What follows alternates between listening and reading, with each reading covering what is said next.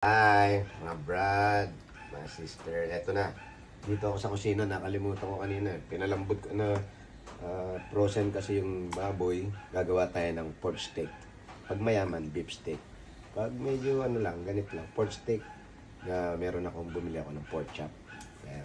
Nahiwa ko na, pinalambot ko kasi kanina, dikit-dikit, nasa freezer. So, pinalambot ko, tinimplahan ko siya ng toyo, calamansi juice, at nilagyan ko siya ng oyster sauce. Ayan, lulutuin natin. Nandito tayo ngayon sa aking dirty kitchen. Kaya iba sabi nila, ba't yung kawali? Ano?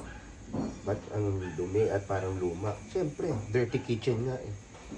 Kung clean kitchen, siyempre doon ako sa kitchen ko. Dirty kitchen, ito masarap na pwesto. Pero gumawa na rin ako rito. Kanina, hindi tayo breakfast. Ngayon naman, ano ka ng mga, ayan, mais! Ito yung mga anak ko na mais. Naglaga ako ng mais. Pag nasa bahay tayo, yun ang ginagawa natin. Pag wala tayo masyadong ginagawa, bago pumasok, meron pa kayang gawin at nakatulong kay misis, gawin na natin. Ibababad ko muna to. 30 minutes. Pwede rin overnight to. Kaya yan. Ilagay ko na. Toyo, calamansi juice, paminta. Tapos nilagyan ko siya ng konting asukal. Para pang-timpla lang ng konti. At ready na rin yung panggisa ko. At yung pang-ibabaw. Hintayin niyo mamaya. Marinated na. Gagawin natin ngayon. Piprito natin ng konti. Paborito kong kawali. Matanda pa sa mga anak ko yan. Mas matanda pa rin ata sa akin ito. Oh, minsan nga, nagbe-bless pa ako rito pag kinukuha ko sa umaga. Pagka-prito natin, igigisa na natin sa bawang. Tapos ngayon natin ito na ko. Konti-konti na lang. Maluluto na. Kaya ang lasa nito. Hindi ako masyado magluto. Sabi nga nila madalas alachamba lang. Miski pa paano? Pero siguraduhin naman natin na malinis yung kinakain natin at niluluto natin para sa pamilya natin. Wait lang.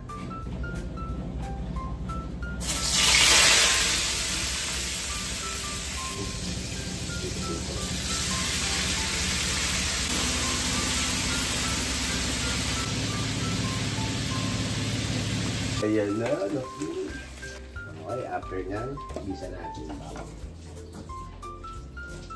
Okay.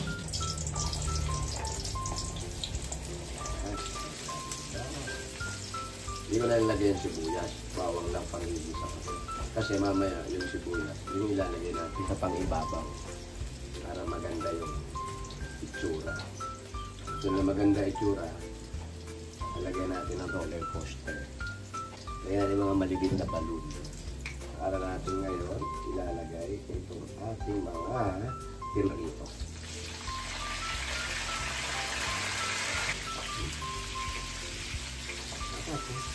Alay lang ang mga nanonood dyan. Alay lang kayo. Baka masyado kayong nasarasan, ha? Sarap, ha? Medyo okay na siya. Ilagay na natin ay pinagbabara. Yung pinagbara na natin. Para yung magsisigil sa mga. Ayun, ha?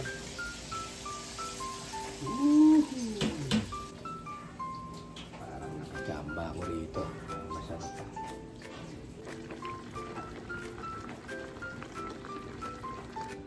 Sibuyas! Yeah.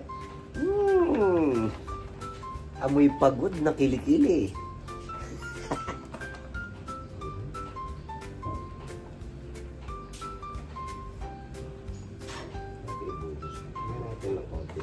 Maganda lang sa labas. Sa loob kaya. Pero mukhang masarap pa rin.